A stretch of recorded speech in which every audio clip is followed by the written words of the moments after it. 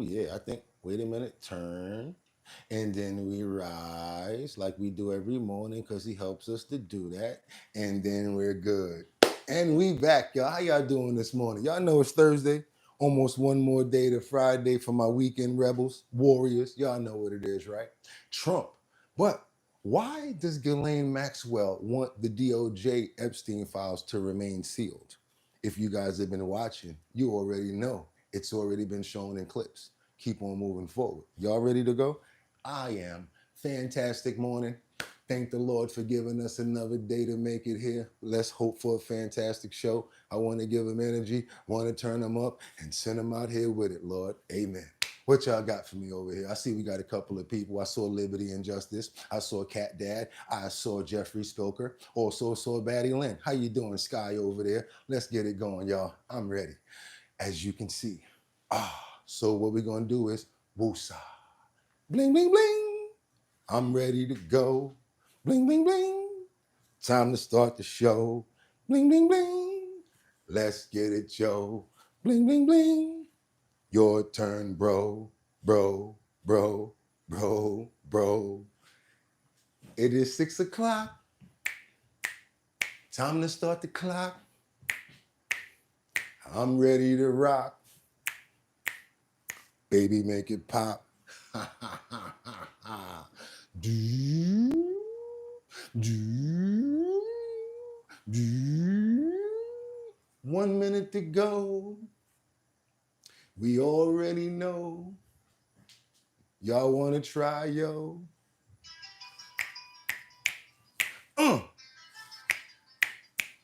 Yeah.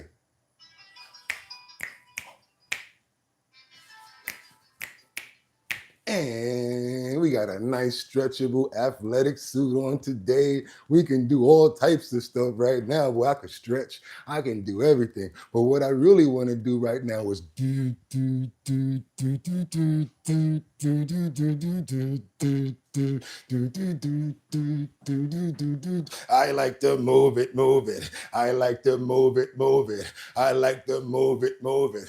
I like to move it. Y'all know why I'm really open, right? Cause if pump that beat. It's Thursday the 14th. That's right, y'all. 2025. I'm your host, Bugatti NYC, and this is our bottom line. Where we be talking about this and that and that and this and this and that and that. Where we be talking about this and that and that. And this, and this, and that just got me lit. That's right, y'all. It's Thursday. One more day into the weekend. If you guys get off on the weekend, that's right. Turn up with me right now. What I want to do real quick, let's see who we got up in the building. Let's shout out some people real quick. We got Sky up in the building. We got Casey. What's good, Casey? How you doing up in here? We got Liberty and Justice. How you doing, Liberty? Nice to see you. Gonzalez. That's right. We got Gonzalez. How you doing? What's that? That's Mark Dorfman right there. I see Mark Dorfman. I see you up in the building. Hope everybody's good. We've got Cat Dad. You've been up in here for a long time. We got Money.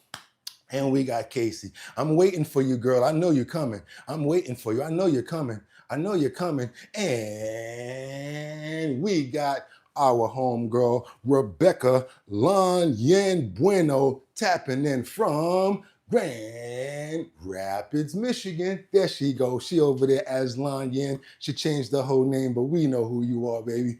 We know who you are. Hope everybody's having a fantastic morning today. Guess what? I got a fully loaded clip. I got 5 on it. I'm going to be stacking them 5 at a time. You guys stay on top of the topics, and we going to have a fantastic show the way we've been doing it. Because you know why? Y'all could have went anywhere. But the fact of the matter that y'all came here to chill with me today on our bottom line, you know what? I appreciate you. With that being said, y'all, all I'm going to ask you guys to do is stay on topic. What else we got to do? We got to make sure you guys let me know where you're chiming in from. I also always like to know, do you know what time it is? That's right. I like to know what time it is, where you're chiming in from. City, state, country, region, wherever, because we like to do what, y'all? Research that place that you guys are from and bring you that content, because we don't stay local. We're everywhere over here. You guys, hope y'all had a fantastic evening and y'all slept well. I did. We had to do some updates, some sequences. We got tariffs. We got information about California. I see California's up in the building. Y'all see y'all governors over there, right? I'm not going to call them what Trump called them. We got a lot of other situations going on. Yes, we have some Epstein updates as well, but you know what I want to do, right? I'm ready to get to work because I got a full clip, and let's get into these titles. Let's go. What do I have for you guys this Thursday morning, this beautiful morning that the Lord gave us to wake up again and try to get it right? I've got Trump. Why does Ghislaine Maxwell want the DOJ's Epstein files to remain sealed? Well, guess what? I'm just going to tell you outright. If you got an appeal coming up, would you want all those files out? Dum, dum, dum, dum. Let's keep on going forward, you guys. Second up on the board, we have Carolyn Levitt says that the president is considering filing charges against the Fed chair. That's right, Jerome Powell. He's basically saying he's not doing his job and it's very lackluster. The ends are not justifying the means, and he's putting the blame on Jerome. Last but not least, you guys, what do we have here? President Trump feels confident that he can negotiate the Ukraine land back from Russia. So basically they're trying to say Trump feels like he can go over there and say, hey, look at this, Putin. They want some of that land back that you guys actually beat them for. I don't think Putin's going for it personally. We've been paying attention this entire 322 episodes, and we know that Putin's probably not going to play fair game. But you know what, you guys? Not time for me to keep on talking. I'm going to start hitting you with the content because I got 5 on it. I'm going to stack them as 5. Want you guys to have a fantastic show. Let me know what you guys think about the content by staying on topic as well as chiming in with each other, of course. And I'm going to start this off this morning by breaking news. We have our President Trump that took a few questions after from the reporters after taking over the Fed in D.C. Let's get it going, you guys, this morning. It's Thursday. Let's go. Let's go. Yes, please. Hi, sir. There's new reporting that the Russians have hacked into some computer systems that manage U.S. federal court documents.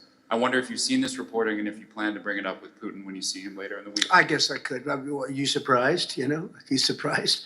They hack in. That's what they do. They're good at it. We're good at it. We're actually better at it. But no, I have heard about it. I've heard about it. Imagine bringing your side project to life just by thinking about it. Meet Base 44. Please. Thank you, Mr. President. You mentioned congressional Democrats. You have not yet met with Democratic leadership, but there's a funding deadline at the end of September. Come on in, guys. Come on in. Do you plan to meet with Leader Schumer and Leader Jeffries to discuss that situation? Well, I will, I guess, but it's almost a waste of time to meet because they never approve anything. If we want money to fight crime, if we want money to do only good things, just good things. Let's not even talk about controversial. They don't want to meet about anything. They really are. They're stuck. They don't know what to do. They have probably more, I would say more than half are sane, but they are led by insane people. And the kind of things that they're pushing are not something. We have a communist running for the mayor of New York, and I wish him well. I may have to deal with him. I mean, it's not even conceivable. It's not even conceivable that could happen. And maybe he won't win, but he won the primaries by quite a bit. Yep. Shockingly, he won the primaries. So, and you see some of the people supporting him that truly don't believe what he's espousing. But they just want to cause the disruption and do the nonsense. That's exactly how we feel right here. And guess what? I'm in New York, so guess what? New Yorker, him being a New Yorker, it seems like he know what he's talking about. We're going to keep on going forward because now we got to keep on. We got this suspect that was shot. Oh, I'm sorry. We're not doing this right now. Are you crazy? I did not want you up on this board. I tried to get rid of you. Now, guess what? You're gone. I got to keep on moving forward, you guys. We got to keep on going because we got this more of Trump, of course, because I want to get all of the information that we can get from the horse's mouth. So we got more with Trump right here as he lets loose on cities and governors like Newsom. I'm not going to say it the way he says it. He says the California governor got a good line of BS. His words is his words, but let me let him tell you guys about it. I'm glad that it's a lot of people in here from California anyway, because now you can hear it directly from him about what's going on the West Coast. Let's go. But when I look at Chicago and I look at LA, if we didn't go to LA 3 months ago, LA would be burning like the part that didn't burn. If he would have allowed the water to come down, which I told him about in my first term. I said, you're going to have problems. Let it come down. We actually sent in our military to have the water come down into LA. They still didn't want it to come down after the fires. But that was it. We have it coming down. But hopefully LA is watching. That mayor also. The city's burning. They lost like 25,000 homes. I went there the day after the fire. You were there. And I saw people standing in front of a burned down home. It was, their homes were incinerated. They weren't like, even the steel was literally, it was all warped and literally disintegrated because of the winds and the flame and the whole thing, like a blowtorch. They were standing on this beautiful day, maybe a couple of days after. We gave it a little time because what they had suffered, almost 25,000 homes. And you see what's happening now. They didn't give their permits. I went to a town hall meeting. I said, we're going to get you the federal permits, which are much harder. Almost immediately, Lee Zeldin is a star. He did an incredible job. They have all their federal permits. They don't have their city permits. And the mayor said to me, we think we can have them in 2 years. I was walking down the street, Oh my and God. I met with firemen and police. And I was saying hello to many people that were standing in front of their homes with yellow tape. You can't go in. You can't go onto the lot. And those people wanted to start rebuilding their homes then and there. And the mayor said, we should be able to get them the permits within 2 years. I said, that's a shame. 2 years. Are you kidding? I'm going to get them the federal permit like almost immediately, 2 years. And she roared back, well, maybe 1 year. The place was booing her out of the place. They don't have their permits to build their homes. And now they're talking about putting, this is among the most beautiful areas in the country. Now they're talking about putting low-income housing there. Can you believe this? I love low-income housing. I made money with low-income housing. I built low-income housing. I know more about low-income housing and luxury housing. I know about everything real estate. Wow. They want to replace some of those homes with low-income housing. Now, was that the plan, first of all? And why are you going to move them people up there in a place like that with all them hardworking people? And oh my God, that is crazy. I'm so sorry, LA. I'm sorry for you guys, because if that goes through, it's going to be hell in them hills. We're going to keep on moving forward now because we got to get to shifty, low down, gritty, and grimy. One day I'm a rule the world. Yes, Adam Shifty Schiff. You guys know who I'm talking about. He's urged to resign immediately after this bombshell allegation that you guys are about to find out about. Now, I had no idea that Adam Shifty was so shifty. But I guess they're trying to say his last name should spell out who he really is. Check this out. All right, did you hear about this? A Democrat whistleblower has told the FBI that then Congressman Adam Schiff approved leaking classified information in order to discredit President Trump, and the White House is giving its first reaction.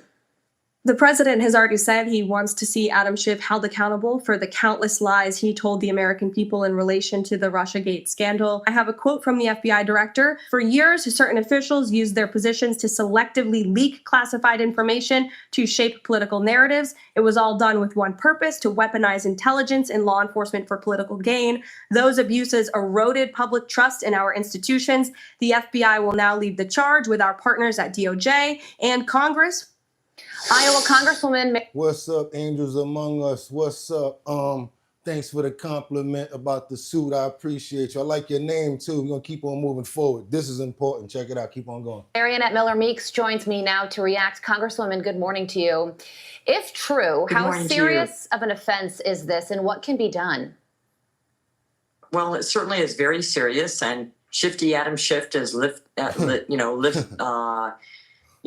justifying his name that he was given. Leaking classified information, as you know, is a serious offense, and it will be up to the Oversight Committee, Judiciary Committee, in order to handle this. But this is a very serious allegation.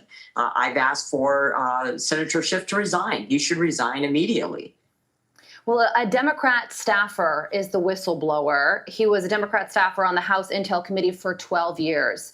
And on top of claiming that Adam Schiff approved leaking classified information, this person also said Ranking Member Schiff was particularly upset as he had believed he would have been appointed as the director of the CIA had candidate Hillary Clinton won the election. What do you make of those details?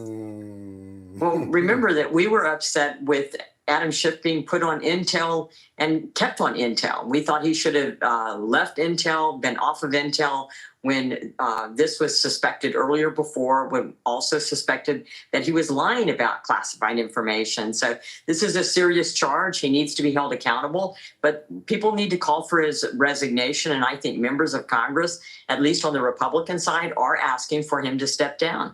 We need to question everything from now on, you guys. And I love the way that the chat is, and I like the way the co-host is. Y'all don't play. Y'all want to make sure y'all get the right type of information. Thank you so much, Sky Gogs, whatever your name is at the end. I'm so sorry, I can't understand what that is. GO3S. Thank you so much. Appreciate that. Number one in the show on YouTube in the morning. You guys know it, not because of me, but because of you. Let's keep on moving forward. Did you see how shifty he was? Low down, gritty, and grimy. Yeah, Shifty, yeah, they're going to come for you in a minute. Let's get back on over here to President Trump as he remarks about the concerns from the New York, the new mayor that we already know that we're going to get over here. Like I told you guys, it's the Costanza effect. Anybody ever watch Seinfeld? Everything that George Costanza wants to happen, the complete opposite happens. I feel like that sometimes. You ever feel that way? When you want something to happen so bad, but then the opposite happens?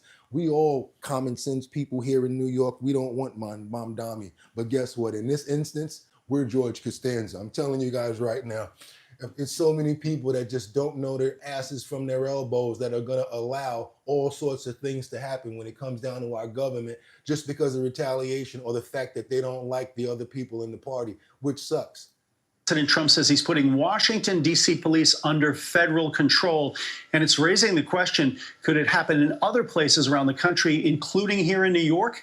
The president calling Washington a crime emergency and deploying 800 members of the National Guard. That's despite police data showing violent crime in the nation's capital is down 26% compared to last year. I'm announcing a historic action to rescue our nation's capital from crime, bloodshed, bedlam, so much, and squalor. But the president's actions in D.C. may not end there. He said today he wants to look at New York and other cities where he believes crime is a problem. The president also wants the National Guard to remove homeless encampments. Tonight, the New York City mayoral candidates weigh in as Alan Devlin speaks with homeless advocates. We have other cities that are very bad. New York has a problem. While announcing plans Monday to use the National Guard to, in his own words, beautify Washington, D.C. by cracking down on crime and removing the homeless, President Trump said New York City could be next. Hope so. But then I'm going to look at New York in a little while. Let's do this. Let's do this together. Let's see. It's going to go pretty quickly. Local Democratic leaders sounding off following the controversial announcement, with Democratic candidate for mayor Zohran Mamdani stating he's not afraid to push back. Donald Trump does not respond well to cowardice. He requires a response that showcases the ability to fight back against that same agenda. And that's what I would do if and when he makes these kinds of threats with regards to New York City. Another candidate for mayor, Andrew Cuomo, firing back towards Mamdani with a post on X that read in part, "What you're seeing in D.C. today is exactly what will happen if Zohran Mamdani becomes mayor. Trump will flatten him like a pancake." And a spokesperson for Mayor Adams' office addressed a crime concern in response to Trump that says, in part, New York City under Mayor Adams and NYPD Commissioner Tisch's leadership doesn't need any help from our federal counterparts in driving down crime. We are doing it on our own every single day. What? New York City under Mayor Adams and New York City Commissioner Tisch. Commissioner Tisch? Are you talking about the same Commissioner Tisch that was the commissioner of the New York City sanitation department a year ago and has no NYPD training and looks like her neck threw up? That Commissioner Tisch? that has no respect from the rest of the ranking people inside of in the NYPD. Don't play with me, Eric Adams, because I know you. Go look on my Facebook. You don't remember I gave you that donation, right? Don't have me to start talking, homeboy, and we got the same name, so don't even go there, bro. He has no idea what he's talking about. Will not be reelected. Democrats, independents, Republicans do not want him. Same situation with Cuomo. Now we got problems with Cuomo. Don't nobody want him since the government situation with the COVID situation, right? So then who we got? We got the last person that we probably can throw all our love at, and that's Curtis Sliwa. But he seems a little wacky and crazy, and a lot of people don't really like him, even though he's a fantastic person. Then who we got? We got the man that they call Zorhan Mamdani, who everybody's actually going to get behind. Why? Just because controversy and because everybody else don't want him in. And that's not any way to run government, just off of attitude and nonsense. That's a major part of it. And all of these different programs that he has set up, as far as like taxing the rich, the people that actually pay the people that go to work now, that's going to run new businesses and old businesses out of here. Yeah, 50 Cent left New York because he says, I don't want a state to be my business partner. Think about it. They're already taking half of your business, 50% of everything. You don't know what you're talking about. The one thing that we do not want to do is to criminalize people for something that is out of their control. Dave Giffen with the Coalition for the Homeless says the president's words are concerning for those working to help the unhoused in New York. Having intervention from the federal government in a way that's pushing people away from the help they need would have catastrophic effects on New York City.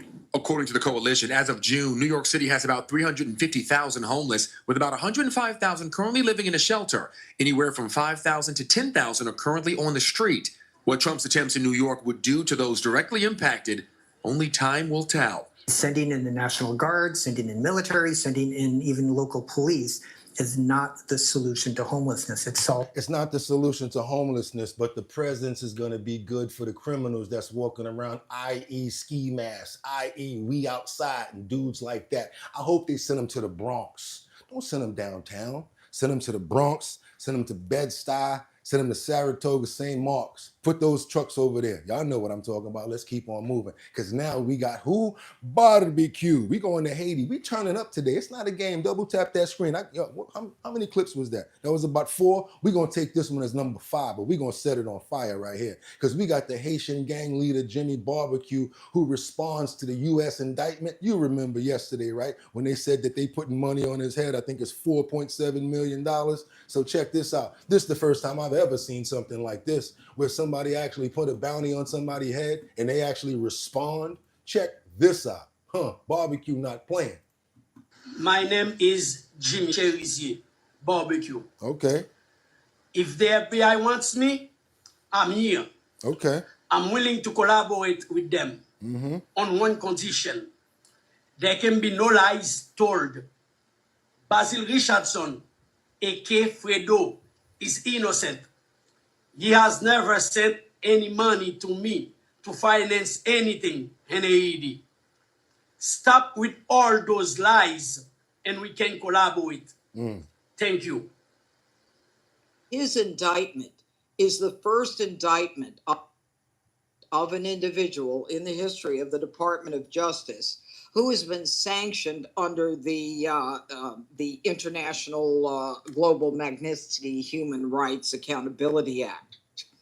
Now, in terms of background, Barbecue was a police officer in Haiti, but he led many campaigns of violence against Haitians in Haiti, including the notorious La Saline attack in 2018. Notorious because he both planned and participated in the killing of approximately 71 Haitians. It is a turf war that has shocked the human rights activists in the world. His co-defendant Basil Richardson grew up in Haiti with Cherizier. He is a naturalized U.S. citizen who is living in North Carolina. He was also indicted under that same one count, and he is indicted for sending money to Cherizier, sending money from the Haitian diaspora in the United States to Cherizier. So And that's basically what barbecue was talking about in the beginning. We took 2 minutes off of that. That's what we normally do. I got this time down packed. Wow, I'm already a natural at this. We don't take more than 2 minutes, no noticeably, guys, because we like to get to the rest of the clips. You guys saw the before and the after. His claims of this, he was not sending me no money for that. Stop the lies. Stop with the lies. If you want to talk to me, come talk to me. You guys heard what he was saying, right? What y'all think about that? That was number 5. Isn't that chicken from a movie? He would be your president if you studied the Machiavellian laws. Absolutely. I believe that he could definitely make a change in New York. God bless President Trump, MAGA. Thank you. We have a real good president again. Trump's. I would be the mayor if I would be allowed, but I love doing business and I love creating products, you guys. That would be a conflict of interest. I really like doing that, and I want to be rich, and I don't want to do it by stealing from people. So that's the only real way in office that you can make some decent money. I would love to be the mayor of New York, because I would be really strict in my security, and as far as like the police force, we're okay with bringing back stop and frisk. No more ski masks. Anybody walking with a shiesty on, immediately pull them against the wall. Stuff like that. They're going to be like, yo, we can't stand him. I thought he was cool because he black. Yo, didn't he go to such and such? It'd be like that with me. Let's get on to Michigan, because we got these suspects in Hazel Park. Anybody know where Hazel Park is in Michigan, you guys? A U-Haul truck, boom, smashed it straight into the side of a cannabis spot, ran inside and got all of the ganja. They was like, look, man, I have no money for pay for the ganja. So we're going to get the U-Haul truck and we're going to smash the side of the brick them. But guess what? Police officer basically was on her way, actually saw everything that was going on, didn't really do nothing about it. Let me let you guys see what's going on here in Hazel Park. Thank you for all the love. That's all I do. I take it and I give it right back. Do me a favor, you guys, if y'all appreciating the content up until right now, all your boy is asking for all the money in your pocket. No, I'm not, because I know it's hot out here for a pimp. Not asking for the money, because we got some coffee in the kitchen. What we really would appreciate is if you guys would get those likes up. That notifies more people, gets more people over here. Also, if you appreciate the content so far from the #1 show on YouTube from the 6 o'clock to 7 whatever hour, go ahead and double tap that screen, get those likes up, hit that notification bell, and please subscribe to the channel. Let's keep on going, you guys. Let's keep on going.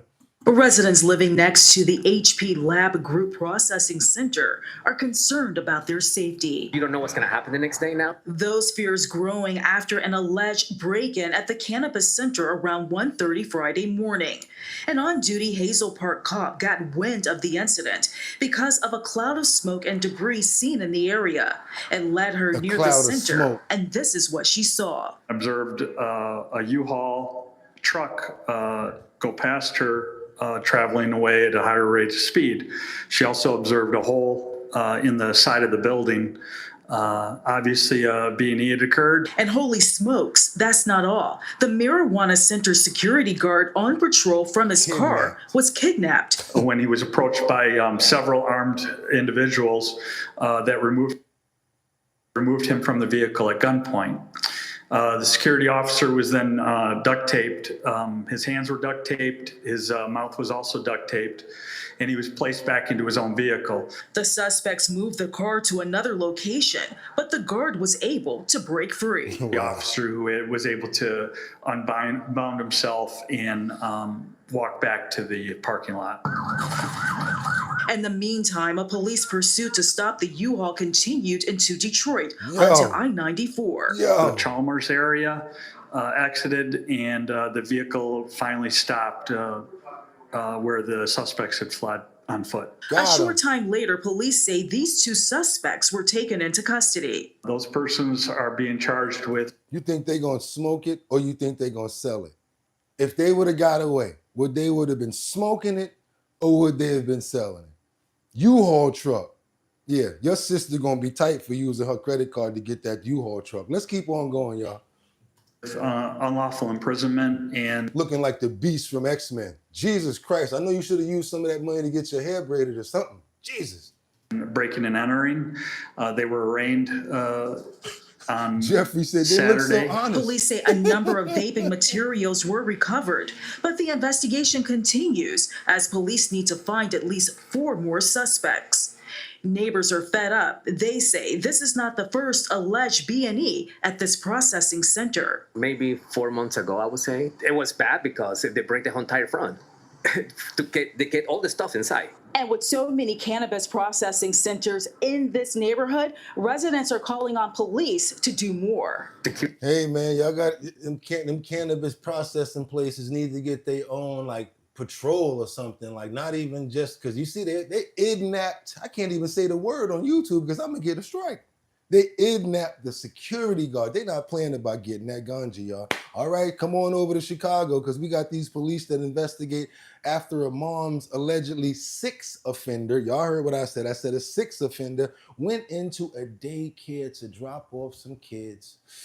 And now the parents ain't too happy about this situation right here, y'all. I don't know how I would feel if I found out that I was home and somebody that had that type of jacket, that type of legal situation went into the school where my children was at to drop off some kids. Yeah, we're gonna have some problems. Now to an NBC 5 News exclusive. Parents say their children were potentially put at risk at a suburban daycare. The moms recently learned a convicted child sex offender was allowed on the property and inside the building. They say they alerted the daycare, but they claim nothing was done until police got involved. NBC 5's Regina Waldrop has the story from Bourbonnais. I enrolled my kids because I didn't need that. Mom Destiny Velasquez is fired up and fed up. Last month, she learned that one of the parents coming to this kindercare in Bourbonnais, a registered child sex offender. They enter the baby room, they enter the 2-year-old's room, and they enter the 4-year-old's room because that's how old their kids are. Velasquez learned about the parent's past from another parent who works in law enforcement. She went and told one of the teachers that like, hey, this parent is a sex offender. We had a meeting on 7/18. They promised me and this other mom that had this meeting on Friday that this parent was not going to be back in the building. Come Monday, 7/21, I pull up to KinderCare and I see the van there. I called a non-emergency number and I let them know there was a sex offender in KinderCare. 2 other moms say they're also taking their kids out of the daycare. They didn't want us to show their faces. I'm hurt and angry. You know the rules if you're convicted. The parents say they're not only upset in knowing that the man was spending time inside the daycare, but also to the fact that a grade school sits right across the street. KinderCare sent us this statement. As soon as we became aware of the father's status, we quickly engaged with state and local agencies. They informed us that his presence in our center was not a violation of state law. What? After careful consideration, we've since made the decision to disenroll the family. Ooh, they kicked out the family instead of making him. Oh, that's crazy. Oh man, Chicago, y'all got to do better. Y'all got to do better in Chicago. Do you guys see that? Let's keep on going. Double tap that screen and get those likes up because we got to get back on over to Washington. Trump says he will try to get back the territory taken from Ukraine, but he can't. I don't know about that right there because Vladimir. He promises one thing and he always does something else. We're going to take a few seconds off of this, not too much, because I don't even trust it. In a wide-ranging press conference, President Trump said that he will tell his Russian counterpart to end the war on Ukraine when the two men meet on Friday. The American and Russian leaders will hold talks in Alaska on ending fighting, but it appears that the Ukrainian leader, Volodymyr Zelensky, will not be taking part. I don't blame him. Well, Donald Trump played down any expectation of a breakthrough, calling the talks a feel-out meeting. He said that the aim was to establish the Russian leader's intentions.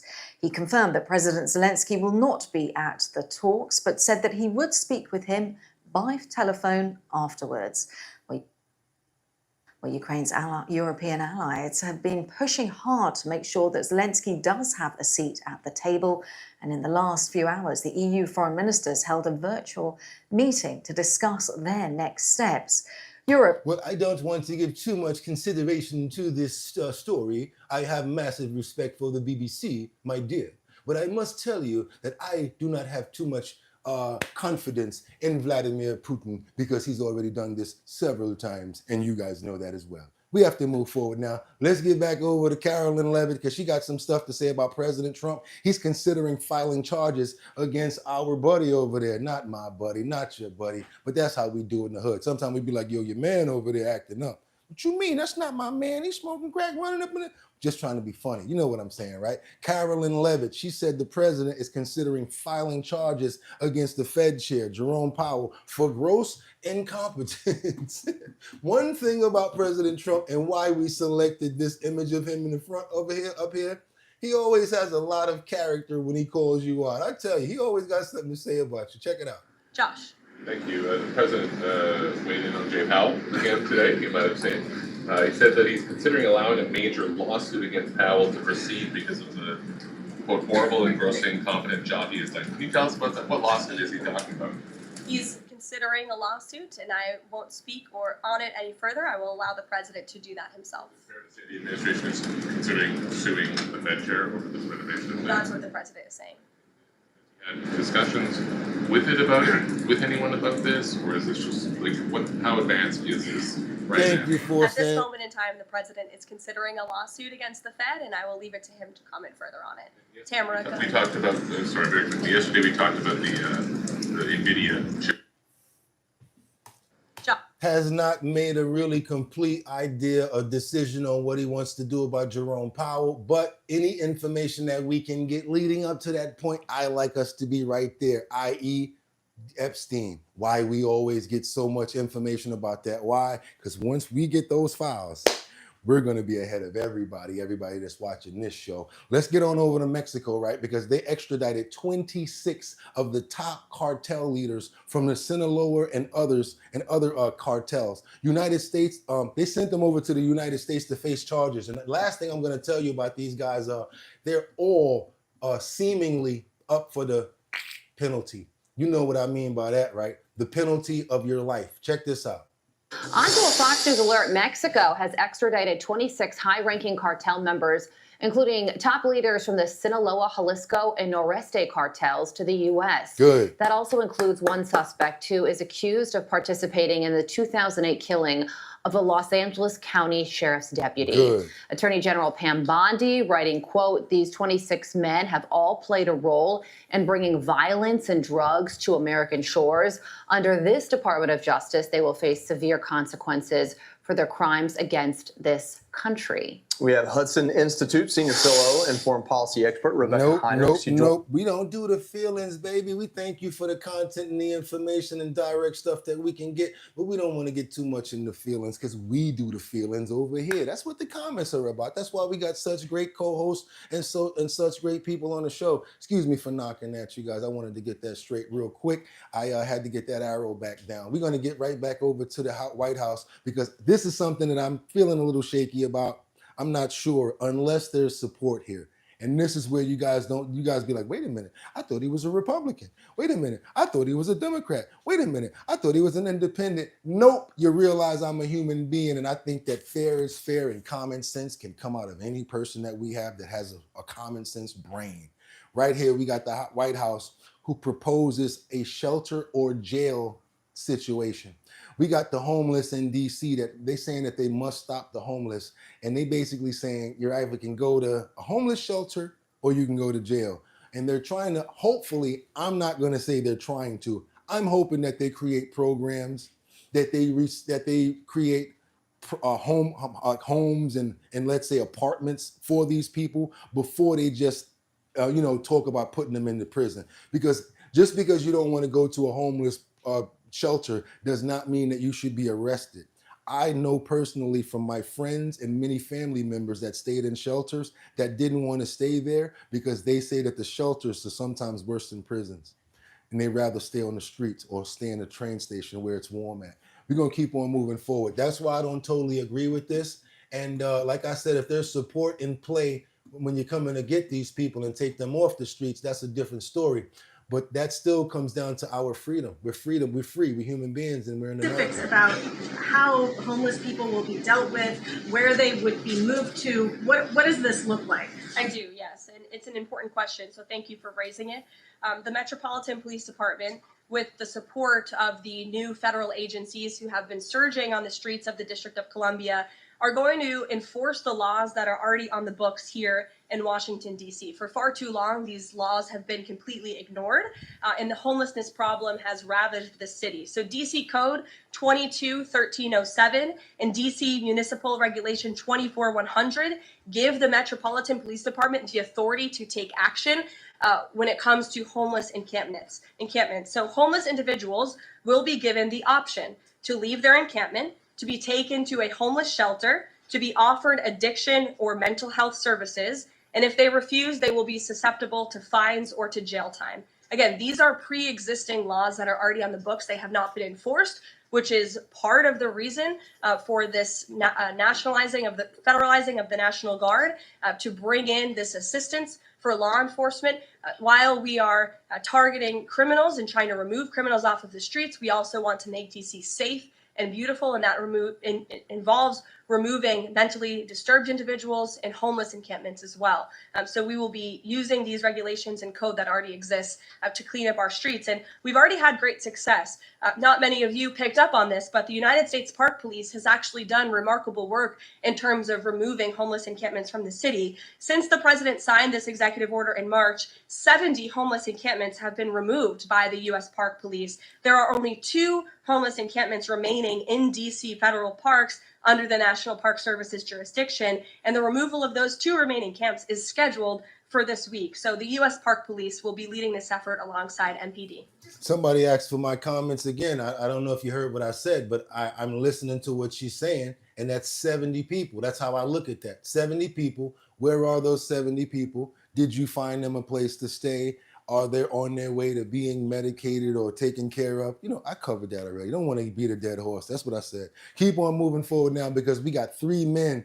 Oh my God, this is crazy right here. 3 men who have been charged with stealing. I can't even say that word. Can I say stealing? $2 million from an armored truck in Philadelphia. This is crazy. They got away with it, you guys. I think it's $1 million, to be honest. I don't think it's 2 million. I think that could be a typo. But it makes you wonder, like, whoa, one mission, 1 million.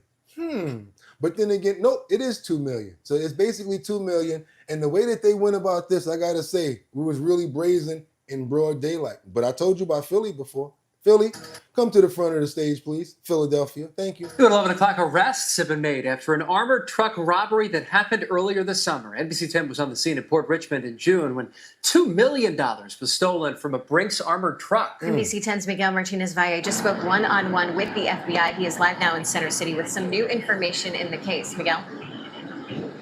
Yeah, I just finished speaking to FBI Special Agent Wayne Jacobs, as well as Commissioner Bethel. They say this was a team work in making the arrest. 3 men from Philadelphia were arrested for stealing more than $2 million from that Brinks armored truck back in June.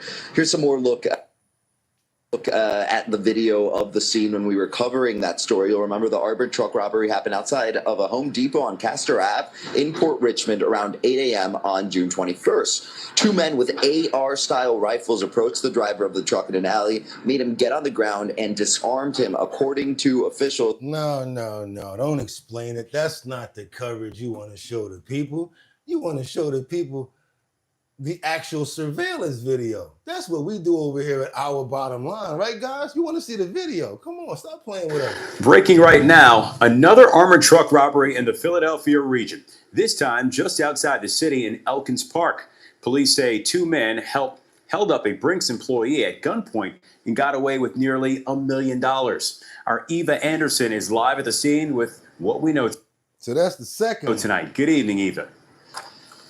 Good evening, Don. We are at Old York Road and Cheltenham Avenue, as you mentioned, just over the Philadelphia border in Elkins Park. And right behind me is the shopping center where police say it all happened. We want to get you right to this stunning surveillance video. Police say at around 10:30 this morning, 2 men robbed a Brinks employee at gunpoint before taking off with a huge sum of money, between $700,000 and $800,000. They say the Brinks employee had been driving alone and was about to make a delivery at the bank inside H Mart when she was ambushed. Police say 1 man had a rifle and the other had a pistol, and they made off with the money and the employee's gun. A security guard just inside the building at the time describes the moment a customer ran in screaming about the robbery. So it's like, it's a gun. So I went outside and I found out that the Brinks employee was robbed. And I wish that she had more help. I wish she had a partner with her in the truck. I stopped being solo. There's a lot going on around the city. They're robbing like left and right. And they know about this. I done told you guys, I was talking to a girl one day on the phone that I had just met. We having a great, fantastic conversation on the phone. She's walking on Broad and Erie. She's like, I don't know if I'm going to be able to keep on talking to you, Bugatti, because I'm about to get robbed. I said, stop playing with me. What you mean you about to get robbed? She said, I already know what's going to happen. I might not be able to, ooh. Next thing you know, I don't hear nothing, right? 2 days later, I get a phone call from this mysterious number, 201. I'm like, hello? She's like, oh, how you doing? It's my new number. Da, da, da. I'm like, okay, but what happened to you the other day? She said, oh, I got robbed, but everything's okay. But I tried to keep on going with the conversation. I'm like, wait a minute. What do you mean you got robbed and everything is okay? She said, man, that done happened about 5 times already. I'm so used to it, it's like nothing. Yeah, be careful in Philly, Broad and Erie, certain places. It's so bad that people are used to getting jacked. What y'all got for me over here? Nobody riding a shotgun. Why was she by herself? Sure, tell us that we're forced to be homeless. I don't believe you. Nope, I don't think that. I think that they need to do programs and get those people, instead of putting them in shelters, find better programs for them. We got to keep on moving forward, because I like the sound of this, and we all should. As up in China, the U.S. and China is extending the trade limits, because we were about to go into, I think they were about to enforce new trade hikes between U.S. and China. But luckily they came together and they paused it and put an extension on the trade deal. So let's keep on moving forward. I'm hoping that this happens, because I feel it here now. I don't know if you guys are feeling these tariffs, but I'm starting to feel it in the bottling. We're starting to feel it in so many aspects of our business now. It's crazy. Supplies, everything that's plastic, whatever you guys are shipping now, what they're doing is they're catching us at the border, and we are paying for all of those tariffs, believe it or not. So I'm ready for anything to change at this point.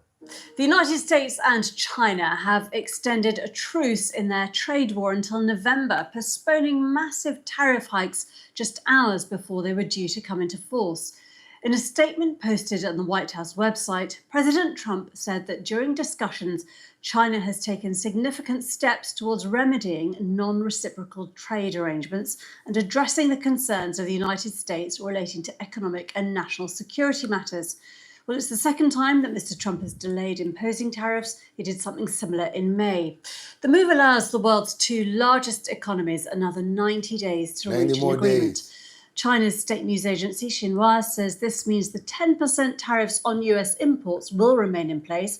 Many Chinese exports to the US currently face 30% tariffs. Yes. Well, our North America correspondent Peter Bowes no 30% tariffs. You already told us the numbers, and we know that there has been a 90-day extension. I'm hoping they can get it done in 20. If they really talking about negotiations, knock those numbers down, so we, you and I, the citizens and the people that's paying for it in the store, the taxes and the extra tariffs, we don't need to be paying that no more, especially in this current economy. Let's get on over to Washington, D.C. again. What happens after you send in the federal agents and they get assaulted with a Subway sandwich?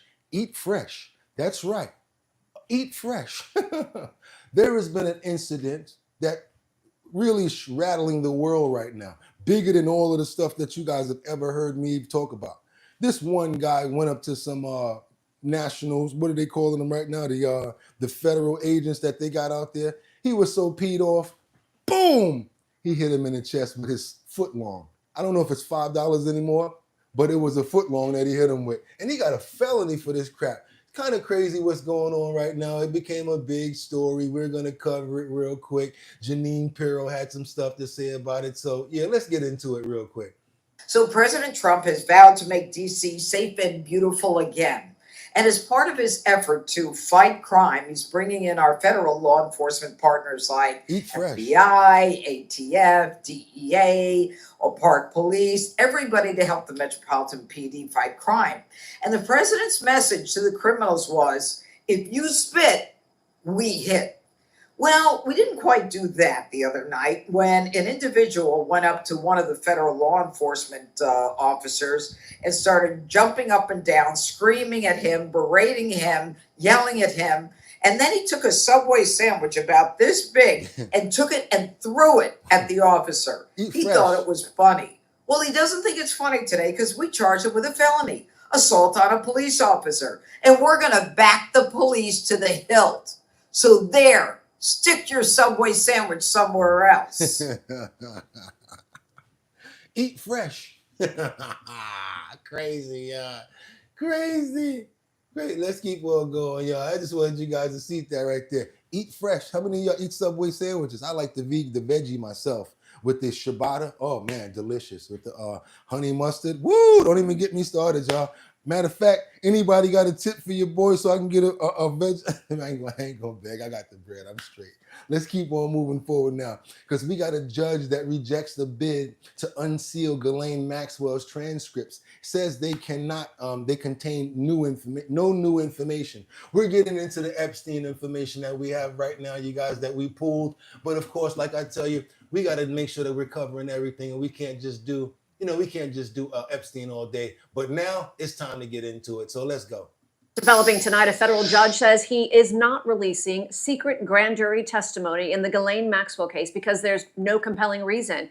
And he says it contains nothing new. However, court records show the government still has a massive trove of evidence related to Jeffrey Epstein locked away.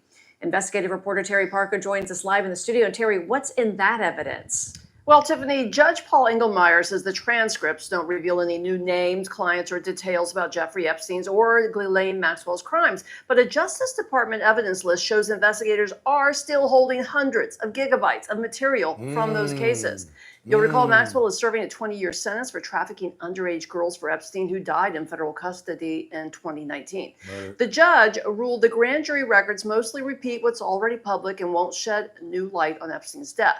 But according to the DOJ's own index, investigators have more than 300 gigabytes of digital evidence, including 40 computers, dozens of storage drives and CDs, island blueprints, photographs, and travel logs to and from Epstein's private island.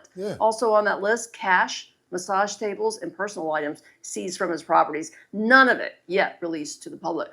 A federal judge in West Palm Beach has also denied unsealing the grand jury files here in the 2008 case.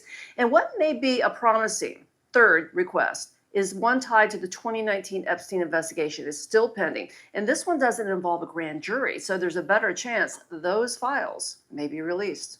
Well, I'm trying to figure out why all the files everywhere, every chapter, every category, all of them are being redacted, being blocked. What's up with this, y'all? Don't y'all smell a little mackerel around here? Little funky salmon? Smells a little fishy. Let's keep on moving forward right now because we're going to talk about the horrifying story of this guy, Jeffrey Epstein, basically what he was and what became of him. Because we have to do this in order to move forward through the stories. We've got more. Follow my lead, y'all. It's going to get good. I just want to make sure that we're getting a little recap here. Let's go. Just a little bit. The banker who spent his career. And we're going to thank this person for his great content because we're only going to take a minute of it. Building a mysterious fortune while he managed money for billionaire clients that probably didn't exist, while also trafficking girls to and from a private island in the Caribbean at the same time as he hosted some of the world's foremost politicians, businessmen, intellectuals, and celebrities as house guests. He had acted completely alone. It was all an unfortunate coincidence and nothing more. The story of Jeffrey Epstein faded into the past as the world kept turning. Are you still talking about Jeffrey Epstein? Or at least that's what the story would have been if there weren't already mountains and mountains of evidence of Epstein being not just a psychopath, but also at the center of a crime ring that involved the world's most powerful people, procuring victims for them to abuse together. Even now, with the federal government conflicting themselves and going back on their word in regards to his case, the controversy and mystery around Jeffrey Epstein has reached a fever pitch. Silence doesn't make it go away. It's only made the questions grow louder as people's trust in our leadership is turning to dust. But in order to understand how Jeffrey Epstein was allowed to happen, what made him the monster he was, we have to go all the way back to the beginning, before the island, before the fortunes, before the world knew his name, and we have to take a much closer look at his life and the system that enabled him.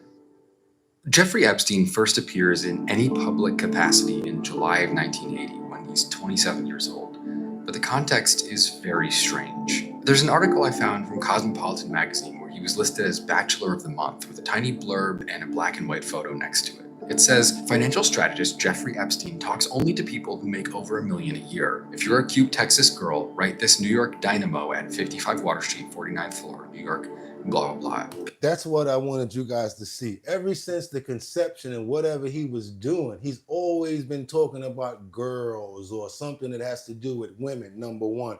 Number two, he's always been power hungry and money hungry. As you guys can see that in the nature of this person, because what did they say? He only was dealing with people who handled millions of dollars or more, and then had the nerve to put in a magazine excerpt, if you're a hot chick, write me a letter at such and such address. Already in the infantile stages of doing what he was doing. We're going to keep on moving forward to some of those flight logs that show, don't beat me up for this. Donald Trump, long-standing relationship with Jeffrey Epstein, may have not rode on the Lolita, may have not ridden on the Lolita, but they were in flight logs on private jets. Let's go. K-File's extensive reporting now shows the two shared a close social circle for nearly 2 decades, from private jet flights to high-profile parties, and that's only part of the story. Photos, flight logs, and court records help reveal how long their personal history really was. K-File's Andrew Kaczynski is here with all of that, and it is some extensive research and reporting that you all did.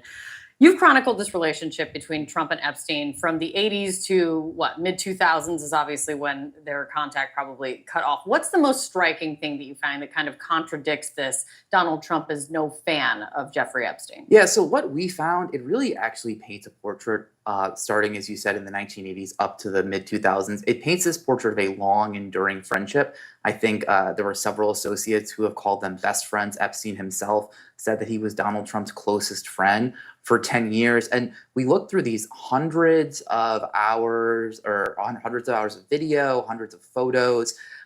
We went through documents from court files, exhibits from lawsuits. So we really chronicled this whole relationship through time. And one thing that I found really interesting was these flight logs from Epstein's private jet, which were part of that investigation into Ghislaine Maxwell. And they really tell you a story of how close these guys are. Look at just a few of them. This is in 1993, for instance. This is the same year that we found as well that Jeffrey Epstein attended Donald Trump's wedding to Marla Maples. Trump flew on that plane 4 times with Epstein and Ghislaine Maxwell between Palm Beach, where Mar-a-Lago is, and where Epstein also owns a home. Let's fast forward then to 1994. Trump flew from Palm Beach to Washington, D.C. with his then wife, Marla Maples, his daughter, Tiffany, and a nanny before they returned to New Jersey that day. In August 1995, just he and Eric were on board with Epstein and Maxwell again. They flew from Palm Beach to Teterboro in New Jersey. And then in January 1997, Trump flew with the pair from Palm Beach to Newark, New Jersey. All of these trips, 8 in total, were documented in logs that I mentioned were from that trial. Okay, but check this out. What I want to say is this. If you look at the nature of what it seems like, I mean, I'm sure you're not going to have his son there when he's doing stuff or whatever. All the other times seemed like he had family members there when I'm talking about Trump. And everybody, it seemed like he always had someone there with him and not just one side of the coin trying to say it like he was doing something bad. Let me just tell you another thing. I have had friends for over 15 to 20 years. It took them 20 years to jig me in the bizac, to stiznab me in the bizac. It took me that long to figure out that they were a bad person and that I had to not do business with them anymore. Sometimes you find good business people through bad people. When you're in the business world, you are considered I consider it like you're swimming with sharks. Sometimes you may get bit, and that means you got a little bit of blood coming out, right? And they smell it. Your job is to be able to maneuver while you're bleeding out so that they don't take you out of here. That's number one. Number two, once they see a sign of weakness, they're coming for what you got. And they do not play. Monopoly to billionaires is a real game. Yeah, just because we don't play around buying this house or that land or whatever like that, they got the money to do that. So yeah, you make a mistake and take somebody somewhere to talk about something. Next thing you know, they done put the bid down for it because they businessmen too. And it's not personal, it's about business. And people are what in business? They're sharks. They don't care. keep on moving forward. You guys, let's double tap that screen to get those likes up. We got some more content that I got to bring you. I want to come down here to make sure that we're sequencing correctly, just to know what I'm saying, to bring you guys the right verbiage. Okay, this is what I wanted to do. This is what I have shared with you guys inside of the link in the description. This is the 2008 case of Jeffrey Epstein. This is the link to the Federal Bureau of Investigation. It's vault.fbi.gov/Jeffrey-Epstein.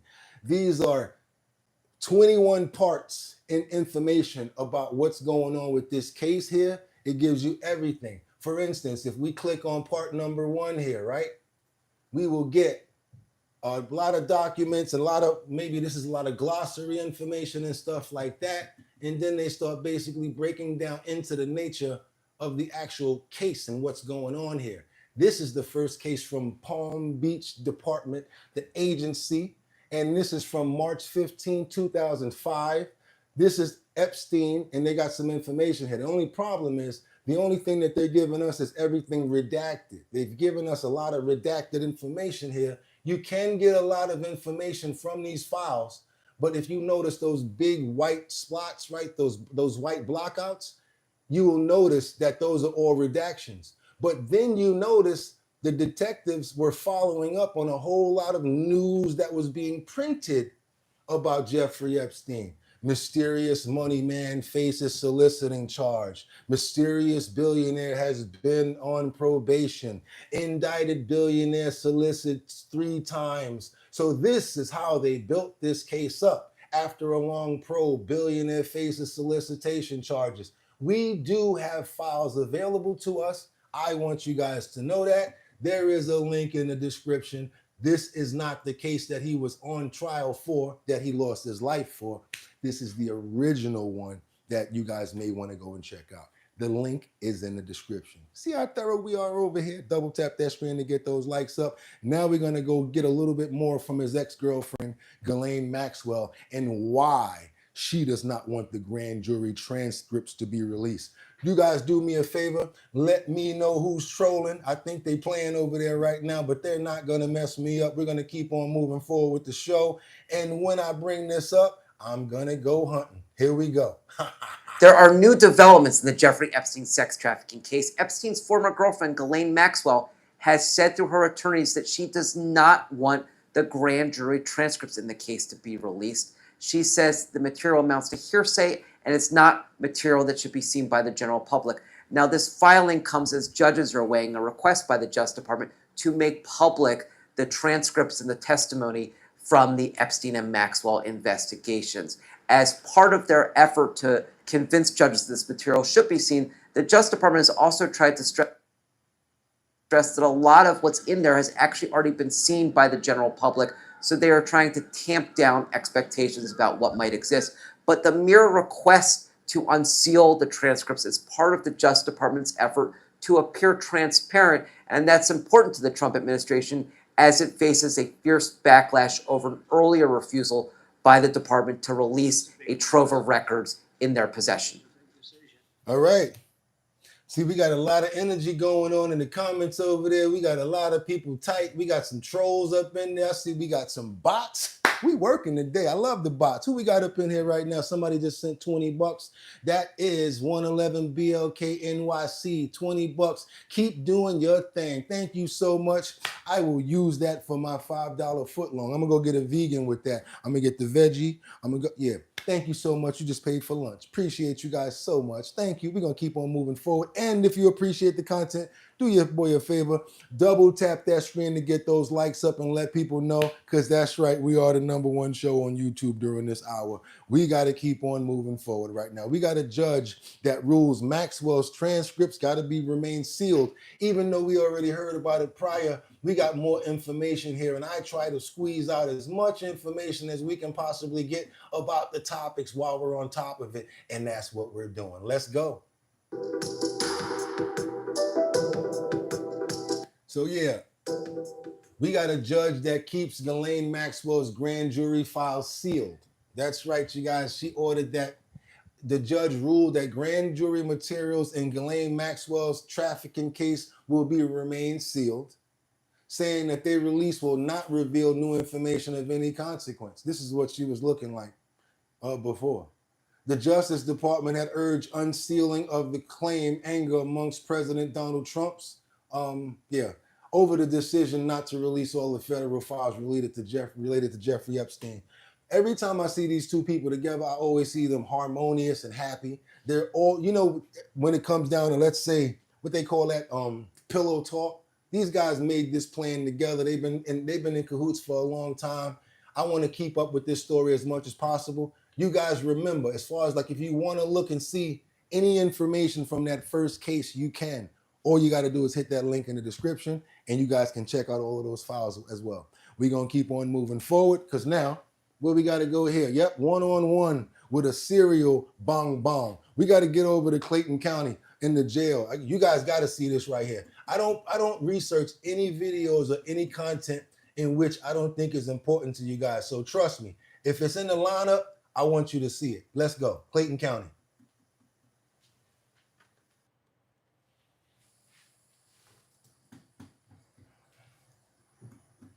Oh, sorry about that. I don't know what happened with that. Let's go. Edward Cherry has now pled guilty in Metro Atlanta. She expects Cherry. Clayton County District Attorney Tasha Mosley says, in addition to 3 murders to which Edward Cherry has now pled guilty in Metro Atlanta, she expects Cherry to be extradited to Jacksonville, Florida, where he is suspect in 2 other murders. We interviewed him in Clayton County Sheriff Levon Allen's jail. Audio. Terrible. How do you feel to be called a serial killer? You got to hear this. I don't think I'm a serial killer. I just think in situations, I just do what I got to do. That's it.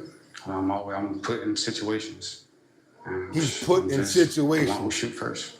Are you the one who started calling me a serial killer? He's a cold-hearted serial killer. He has no heart. Do you expect them to seek the death penalty against you in Florida? Probably. What are you expecting to happen now? I'm expecting him to be extradited to the state of Florida. I've Terrible never seen anybody audio, as heartless as garbage. Edward. Clayton County District Attorney Tasha Mosley and Deputy Chief Assistant District Attorney Jacqueline Brodnax tell us after a guilty plea in Clayton County Thursday for taking the life of Shakai Gordon in 2020, ending the life of Lydia Tate Foran about 3 days later, both by gunshots, and for other crimes, Edward Cherry was sentenced to life, to run at the same time as a life sentence he got in Fulton County in March for another murder. You chose to take responsibility. Okay. Here and in Fulton County, is that correct? Yes. What made you step up to the plate and take responsibility? That was the best option for me. I did what was best for me in the situation. That's all it is. I did what was best in the situation. Life in prison was your best option. That's life in prison in this state is only 30 years. As Brodnax said, if Cherry's mention of 30 years in our interview referred to the parole eligibility for his life sentence, it's highly unlikely he'd ever get it. I think he just has a misunderstanding of the criminal justice system, and I don't think that he understands where this is leading to. Both prosecutors say they expect Cherry to be extradited soon to Jacksonville, Florida, where he is suspect in 2 more murders. And the life sentences here will give authorities there an opportunity to seek death for Edward Cherry. What's your response to those allegations? I have none. I talked to my family, that's it. You're not saying you did it or you didn't do it? No, I'm just saying I talked to my family about my personal matters. That's all I'm saying. Yeah, well, get ready, because they're going to have to deal with your personal matters coming up. This fool right here, the next one we got right here, he is even worse. He decided that his parents should no longer be on earth. And he took out the same sort of terrible tactics on them. And he basically is convicted of what he did. And he's basically swearing at the judge. There's a lot of really sick people out here. I'm telling you, really sick people out here. And we really got to make sure that we are very careful with the person that's next to us, because you'll never know there'll be crazy people like this. This is crazy right here. This is straight out of a scene of a movie. During this sentencing, he says he does not care about how much time he gets. He admitted to the crimes, and he said that he ain't gonna stay in jail for the rest of his life.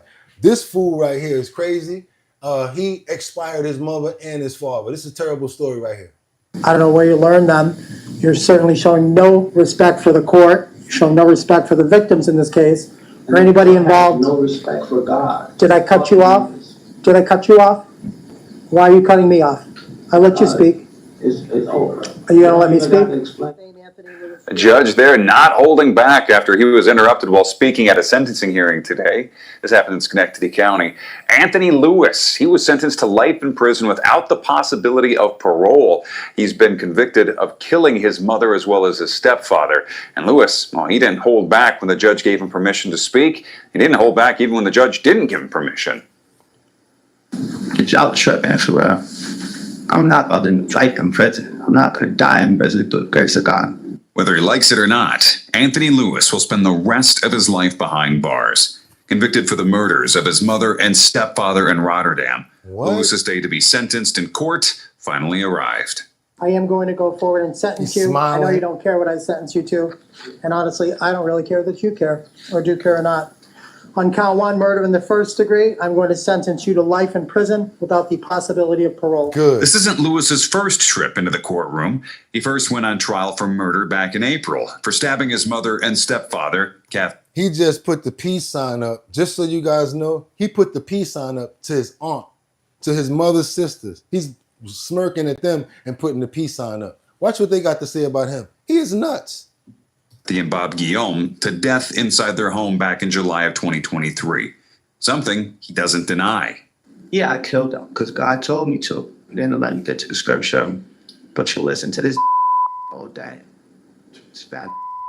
And he's a. Are you really going to speak like that? Yes. Now listen. God commanded me to kill him.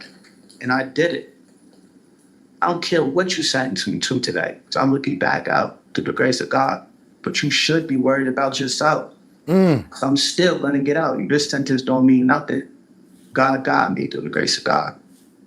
And so, all you straight up, I'm good. Hey, done, Mr. Loomis? Now I'm good through the grace of God.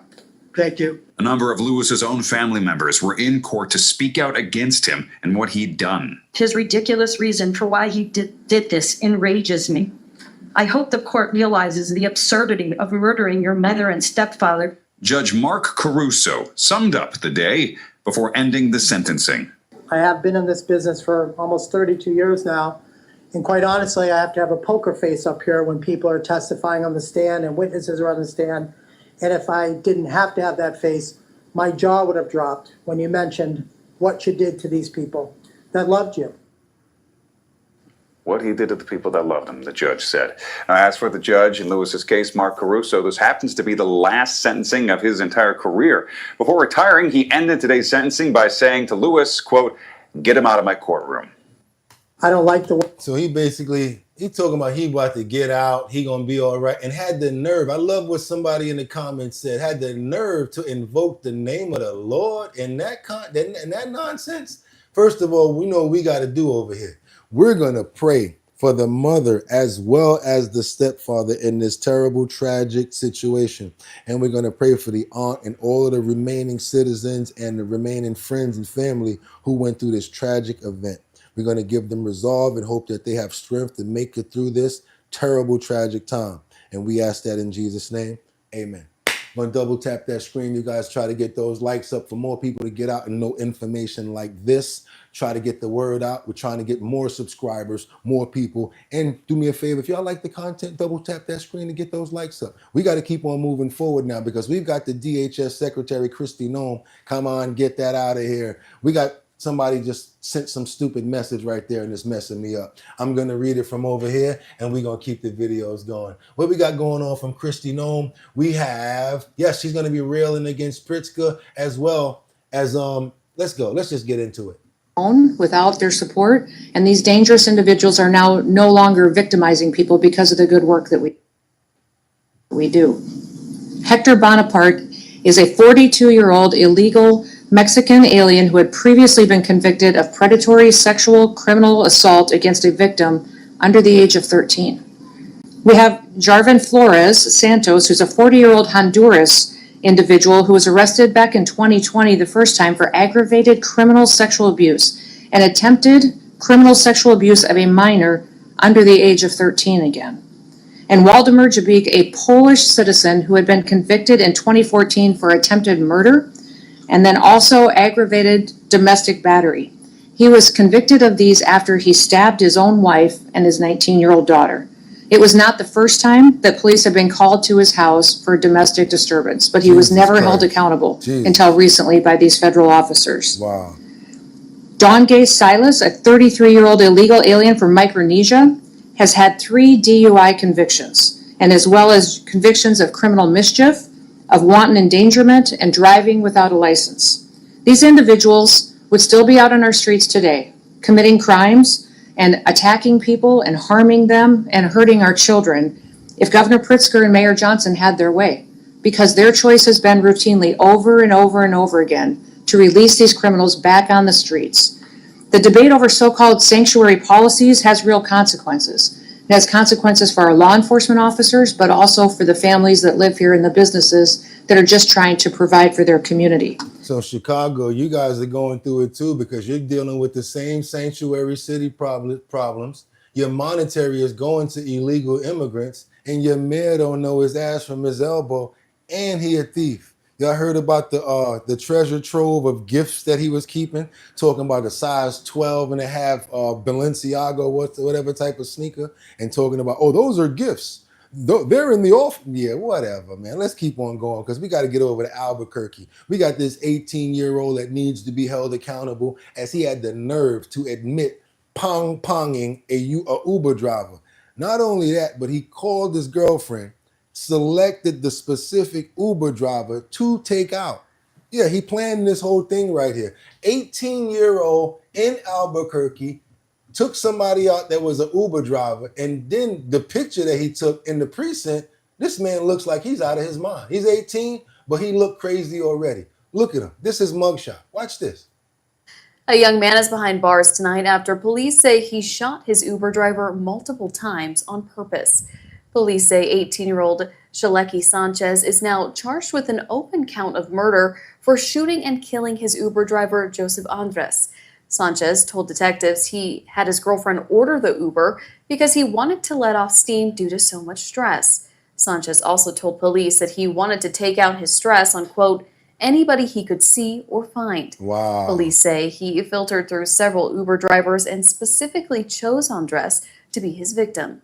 APD says he shot Andres 5 times and watched him bleed out. According to the criminal complaint, Sanchez stole the victim's car and drove it back to his girlfriend's house. No explanation. Nonsense going on everywhere. People need to get that DEF penalty. I said DEF, so y'all can't get me on that. We got to pray for another person who's an Uber driver, and we're going to hope that his family and his friends are getting through this with some sort of strength and resolve. We ask that again in Jesus' name, you guys. Amen. I don't like to get to the exciting videos without giving respect to things like that. That's why we always pray the right way. No, I'm not a reverend or a preacher. I have to show respect, because you never know what the next video going to be. Be dancing all our heart out here for a pimp after something like that. No, got to show respect. We're going to get over to Oklahoma right now, where something fantastic is going on with AI. PC Schools launches an AI weapon detection system, and I think this is genius. Guess what this does, you guys? Anywhere on the school grounds, if it's a weapon, if it's a pow-pow, this AI is going to be able to locate it and let them know where it is. This is genius. Let's return to the classroom. Of course, safety is top of mind, and several Putnam City School campuses now have upgraded security systems, being able to detect a gun anywhere in the school. It's pretty wild. News 9's Kylie Dedman learned more about this new state-of-the-art security system and has the latest. Kylie? I like it. I like it. Colby, it's technology you hope is never needed, but could make all the difference. These new security upgrades can instantly detect when a gun is brandished on school grounds, alerting police immediately. Having Zero Eyes, having weapon detection district-wide, having a dedicated campus police department really just solidifies the fact that here in Putnam City schools, you know, we take safety at the highest priority and prove that every single day. Zero Eyes, an AI-based platform that immediately detects when a gun is shown anywhere on campus. Using that state-of-the-art technology with AI, it just all works seamlessly. And the fact that we can use our existing cameras and not have to install new ones. The cameras can pick up everything from 0.1% of a pixel of a gun. In the event of an emergency, the system will send a live notification to a Zero Eyes command center, and one of those workers will immediately see the camera feed and instantly determine what is going on.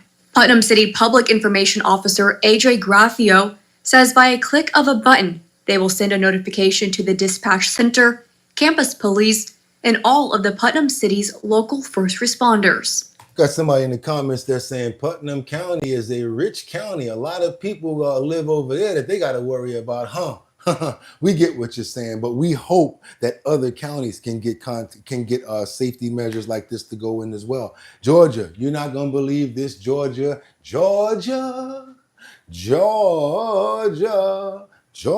on my mind. Let's keep on going, you guys, because we got this 4.5, not million, but billion-year-old meteorite that crashes into a house in Georgia.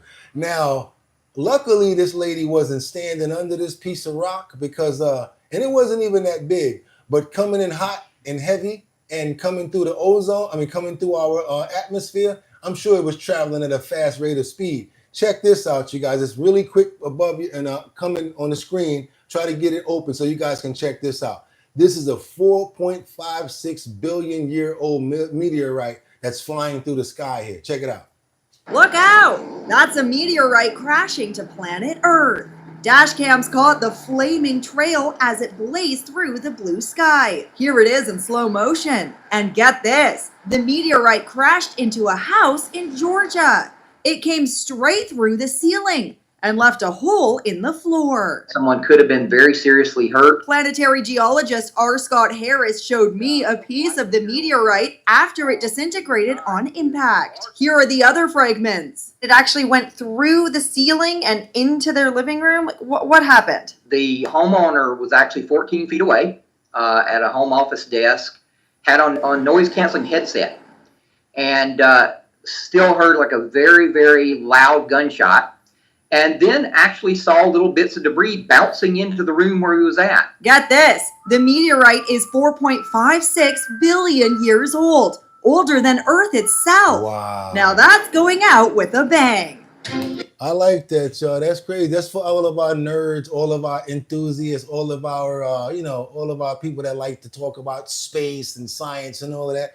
We cover everything, you guys. Now, imagine if that lady was up under that ceiling right there. That rock would have been like, whoop. Yeah, it would have probably pierced her. Be careful, you guys. Do me a favor. Come on now, double tap that screen and get those likes up to let everybody know we got going on over here. We are the #1 show on YouTube from the 6 to 7:45 hour. We're going to keep on moving right now. We got to get on over to Boston. This fool thought he was the Wild Woodsman or something. Too bad he lost his grip. Man found hiding in a tree after leaving Massachusetts police on a long police chase. I mean, he get an E for effort, but I don't know about climbing up in no tree because the height is what you're gonna have to deal with if you slip. And he just happened to slip and lose his grip. Let's go.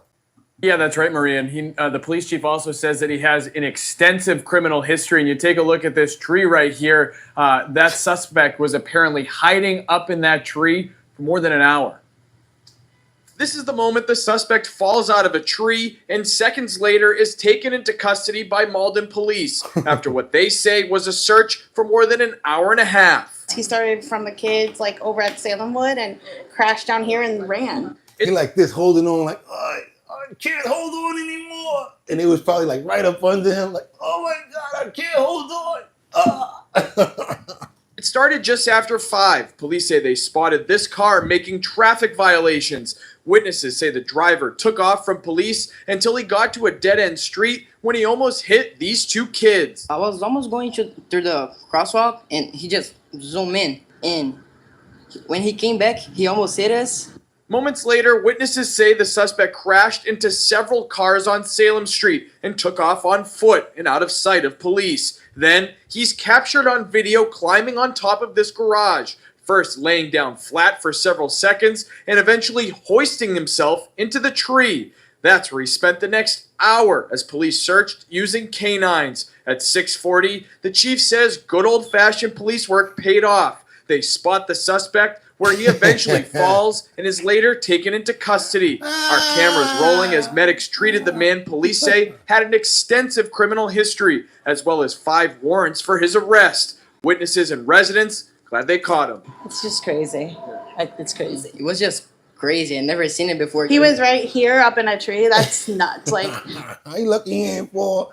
He lucky he ain't fall from higher than that, y'all, because he would have been really going through it. If that would have been some more height up there, let's say that would have been higher and that would have been concrete down there, boom, it would have fell right on his Ross, how the yard man like to say it. Now check this out, y'all. If y'all trying to make some money, hit that link in the description and fill out those surveys. Today, we got about $450 worth of surveys in there. Also, we do have that link for that Jeffrey Epstein information for the, what do we want to call it? The redacted first case. If you guys want to check that out. Thank you for so much love over here, you guys. Thank you for all the love. All I do is take it and I give it right back. Also, double tap that screen and hit those likes to get those likes up, you guys. And if you have not subscribed to the channel, we're trying to get up to 50,000 subscribers and we're right there. So we'd appreciate it. And if you're trying to make some money in another way, maybe you have a business. You might be a mobile detailer. You could be a barber. I don't know what you do. You're a landscaper. Send us over your promos over here at bridgethisllc@gmail.com. It has to be in a 1080 by 1080 size scale